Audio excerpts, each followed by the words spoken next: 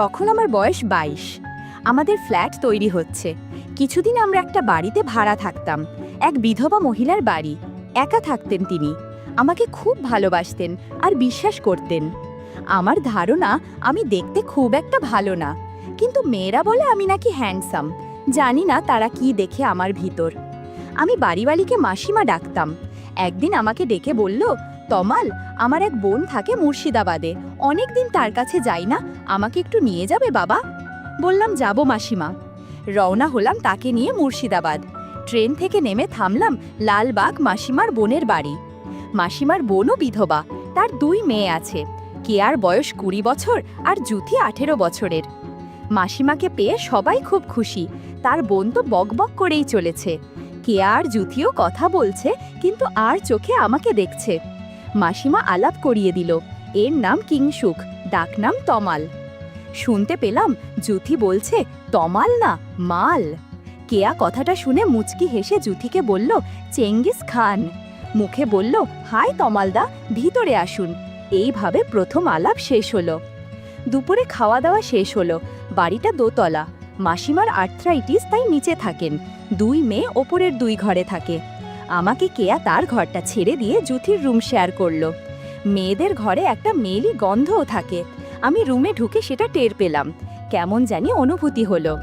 Single bed, reading table, attach bathroom, একটা আলনা, wardrobe আর একটা বইয়ের আলমারি।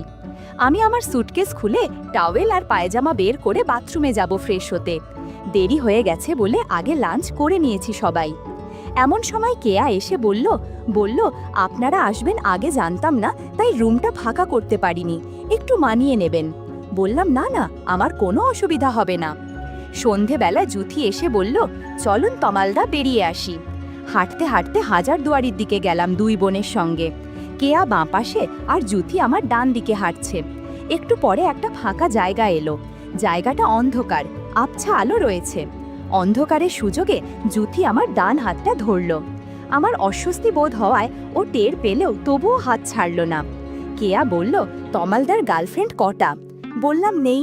শুনে 2 বোনই হেসে উঠল। বলল, বিশ্বাস করি না। এই রকম কথা বলতে বলতে হেঁটে চলেছি। কিছুক্ষণ ঘুরে বাড়ি ফিরলাম। নিচে বসে সবাই চা খাচ্ছি। কেয়া বলল, আমি ফ্রেশ হয়ে আসি, বলে চলে গেল। আমরা গল্প করতে থাকলাম। কেয়া ফিরল প্রায় 1 ঘন্টা পর। হেসে বললাম, বাথরুমে ঘুমিয়ে পড়েছিলে নাকি? ও কিছু বলল না, শুধু হাসছে, কিন্তু ওর চোখ মুখ কেমন জানি লাল হয়ে আছে, খুব ফ্রেশও লাগছে না। আরও কিছুক্ষণ গল্প করার পর আমি উঠলাম রুমে গিয়ে ফ্রেশ হব বলে। রুমে ঢুকে একটা মেয়েলি গন্ধও পেলাম। বুঝলাম ফ্রেশ হতে কেয়া এই ঘরেই এসেছিল। বাথরুমে ঢুকে বুঝলাম কথাটা সত্যি। সালবার কামাইজ আর পাশে ছোট পোশাক ঝুলছে। খুব অবাক হলাম, এগুলো তো ধুয়ে রাখার কথা, আর না হলে ও এখানে রাখবে কেন? নিজেকে সামলাতে পারলাম না, কাপড়গুলোতে পর্যবেক্ষণ করতে লাগলাম। দারুণ একটা সুগন্ধ আছে। হঠাৎ কে যেন দরজায় নক করলো। এবার কি আপনিও ঘুমিয়ে পড়লেন নাকি? জুথির গলা। বলল, দিদি ওর কাপড় ফেলে গেছে, আমাকে নিতে পাঠিয়েছে। বললাম, আসছি, দাঁড়াও। তাড়াহুড়ো করে ফ্রেশ হয়ে বাইরে এলাম। দেখি জুথি দাঁড়িয়ে আছে। বেরোতে বলল, কি করছিলেন এতক্ষণ? কাকে ভেবে আদর করছিলেন? কান গরম হয়ে গেল। বললাম, ধুর, কি যে বলো। ও কিছু না বলে কাপড়গুলো নিয়ে চলে গেল। এমন সময় কেয়ার গলা পেলাম। বলল, জুথি, তমালদাকে নিয়ে খেতে আয়, ডিনার রেডি। জুথি চমকে উঠে কাপড় ঠিক করে নিল। মুচকি হেসে বলল, ডাকাত। আমার শুকনো মুখ দেখে বলল, আছেন তো কিছুদিন, সব খাওয়াবো, এখন খেতে চলুন। আমি চোখে মুখে জল দিয়ে খেতে গেলাম নিচে। মাসিমার বোন বলল, কোনো অসুবিধা হচ্ছে না তো বাবা? তোমার মেসমশাই মারা যাওয়ার পর 2 মেয়েকে নিয়ে থাকি, যত্ন আত্তি করতে পারি না। ডাল ভাত পেট ভরে খেও বাবা। মুখে বললাম, না না মাসিমা, কি বলছেন এসব? আপনি এসব নিয়ে ভাববেন মা। খাওয়ার পর হাত ধুচ্ছি। জুথি এলো হাত ধুতে। ফিসফিস করে বলল, ছাদে যান, আমি আসছি। আমি হাত ধুয়ে রুমে এসে সিগার নিয়ে ছাদে এসে ধরলাম। মিনিট 15 পর জুথি এলো। জুথি বলল, শুনুন, এখন হবে না, রাত এসো, দরজা খোলা রাখবেন, আমি আসব। আমি বললাম, আচ্ছা, আর জুথি মুচকি হেসে চলে গেল। এরপর আমিও কিছুক্ষণ পর ছাদ থেকে নেমে রুমে গেলাম। এতক্ষণে রুমটা ভালো করে দেখার সুযোগ পেলাম। ঘুরে ঘুরে সব দেখলাম। হঠাৎ দেখি বইয়ের আলমারি তার একটা পাল্লা একটু খোলা। প্রথম যখন দেখেছিলাম তখন বন্ধ ছিল মনে আছে, কেউ এটা পরে খুলেছে। অনেক ম্যাগাজিন আছে আর এক পাশে ছোট ছোট পঞ্জিকা সাইজের অনেক বই। একটা বই নিয়ে খুললাম, নিজের চোখকে বিশ্বাস করতে পারছি না, সবগুলো গল্পের বই। ওরা এগুলো পড়ে ভাবতেই অবাক হয়ে গেলাম। ভাগ্যকে আর একবার ধন্যবাদ দিলাম, ট্যুরটা জমবে ভালোই।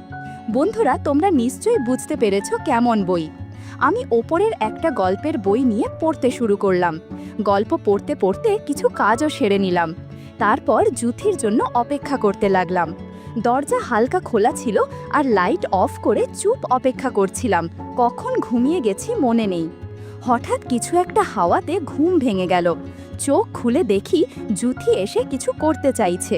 আমি একটু অস্বস্তিতে পড়ে গেলাম। বন্ধুরা, ইউটিউবের কড়া নিয়মের কারণে স্বপ্নে যা দেখেছি তা সরাসরি বলা যাচ্ছে না। তোমরা কমেন্টে দেয়া লিংক থেকে আমার ওয়েবসাইট ভিজিট করো, সেখানে একদম খোলামেলা গল্প দেয়া আছে। সারা রাত কাজ করে সকলে ঘুম ভাঙতে দেরি হলো। 9:30টায় জুথির ডাকে ঘুম ভাঙল। আয় তমালদা, উঠুন, আর কত ঘুমাবেন, দুপুর হয়ে গেল তো। উঠে বসলাম বিছানায়, দেখি জুথি চা আর বিস্কুট নিয়ে এসেছে। আমি ওর হাত থেকে চা নিলাম, সাইড টেবিলে রেখে বাথরুমে গেলাম মুখে চোখে জল দিতে। ফিরে এসে চায়ে চুমুক দিলাম, বললাম থ্যাঙ্কস জুথি, চাটা খুব দরকার ছিল। জুথি বলল, আজ সারা দিন বাড়িতে কেউ থাকবে না, শুধু আপনি আর আমি। আপনি যা হুকুম করবেন সব করব। আমি চমকে উঠলাম, বাড়িতে কেউ থাকবে না মানে? জুথি বলল, দিদি কলেজ গেছে, ওখান থেকে বন্ধুর জন্মদিনে যাবে, ফিরতে ফিরতে রাত 10টা। মা আর মাসি একটু পরে বহরমপুর যাবে, ছোট মামার বাড়ি, 2 দিন পর ফিরবে। আপনাকেও নিয়ে যেতে চেয়েছিল। আমি বললাম, তমালদা থাক না, ওখানে ও কি করবে? এখানে থাকলে আমাদের পাহারাও দিতে পারবে, মুর্শিদাবাদটাও ঘুরে দেখতে পারবে, তোমরাও নিশ্চিন্তে কদিন ঘুরতে পারবে। তাই রাজি হলো। আমি বললাম, শিয়ালকে মুরগি পাহারায় রেখে যাচ্ছেন? জুথি আর আমি দুজনে হেসে উঠলাম। জুথি বলল, যান ফ্রেশ হয়ে নিন, ওরা এখনই বেরোবে, ড্রাইভার এসে গেছে। আমি ওকে বলে বাথরুমে ঢুকলাম। 10:30 নাগাদ মাসিমারা রওনা হলো। আমাকে বলে গেল, তোমার ভরসায় রেখে গেলাম ওদের, সাবধানে থেকো। বললাম, চিন্তা করবেন না মাসিমা, নিশ্চিন্তে ঘুরে আসুন, আমি দুজনেরই খেয়াল রাখব। গাড়িটা চলে যেতেই জুথি দরজা বন্ধ করল। সাথে সাথেই কিছু ঘটনা ঘটল। ঘণ্টাখানেক পর দুপুর হয়ে গেছে। দুজনে স্নান করে দুপুরের খাবার খেয়ে নেব। সকাল থেকে লাঞ্চ পর্যন্ত 3 কিস্তিতে কাজ করেছি আমরা। এত কাজ করে দুজনে একটু ক্লান্ত হয়ে পড়েছিলাম। তাই লাঞ্চের পর কেয়া ঘরে, মানে যে ঘরে আমার থাকার ব্যবস্থা হয়েছে, সেখানে দুজনে গল্প করছিলাম। কেয়া ফিরতে এখনো অনেক দেরি, কেবলমাত্র 4টে বাজে।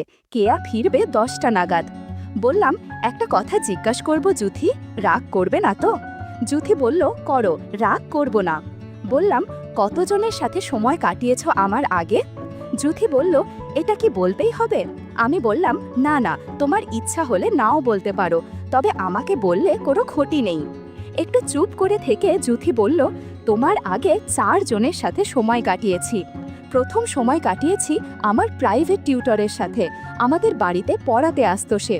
তারপর দ্বিতীয়বার সময় কাটিয়েছি আমার এক জামাইবাবুর সাথে, তাদের বাড়িতে বেড়াতে গেছিলাম সামার ভ্যাকেশনে।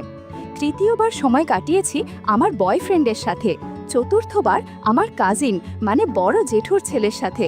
পঞ্চম হলে তুমি।